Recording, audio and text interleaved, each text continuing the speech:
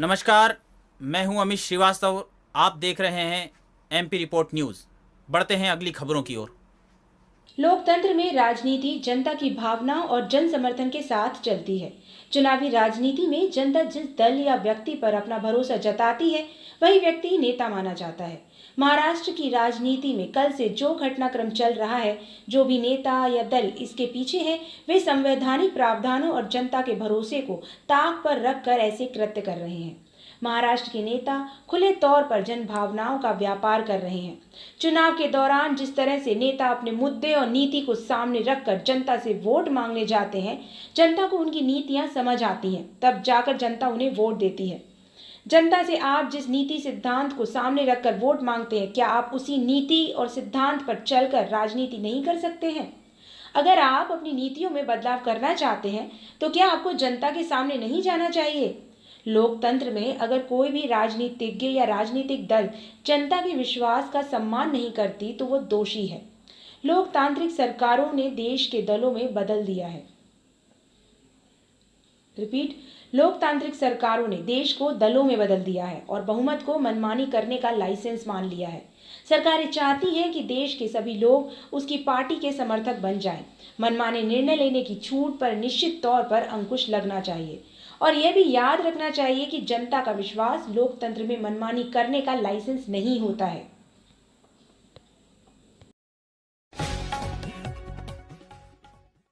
आप सभी भारतवासियों को और विश्व बंधुओं को प्रणाम। पिछले दिनों से देखा जा रहा है महाराष्ट्र की राजनीति में कुछ अजीब व्यवस्थाएं पैदा हो रही हैं। लोकतंत्र में राजनीति जनता की भावनाओं और जन समर्थन के साथ चलती है। चुनावी राजनीति में जनता जिस दल या व्यक्ति पर अपना भरोसा विश्वास प्रकट करती है, उसकी सरकार बनती है। परंतु अभी वर्तमान में महाराष्ट्र की राजनीति में देखा जाए तो कुछ इस तरह के उठापलट हो रहे हैं जो अविश्वसनीय है। क्या आपने जिन सिद्धांतों पर, जिन उद्देश्यों पर चुनाव लड़ने के लिए जनता का समर्थन लिया है,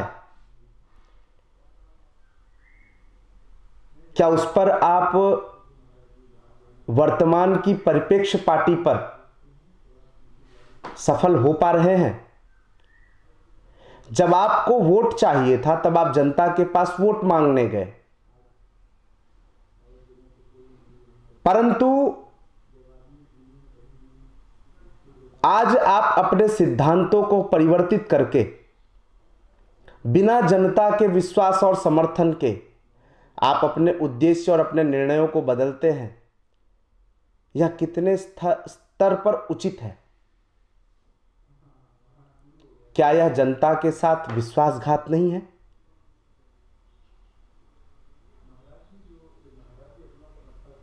आजकल सरकारें चाहती हैं कि भारत भर में उनकी सरकार बने ताकि वह मनमानी तौर पर अपने निर्णयों को जनता के ऊपर लाद सके, अपने अंकुशों को जनता के ऊपर बिछा सके। सीधे तौर पर कहें तो एक लोकतांत्रिक पद्धति की जगह पर आप तानाशाही शासन पद्धति को विस्तृत करने का एक प्रयास नहीं कर रहे।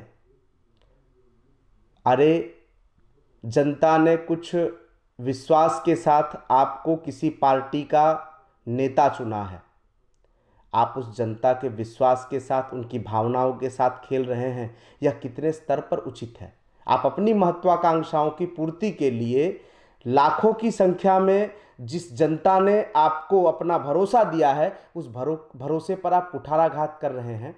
यह कितने स्तर पर उचित है, इस विषय पर आप सभी को पुनर्विचार करना चाहिए और याद रखना चाहिए कि जनता का विश्वास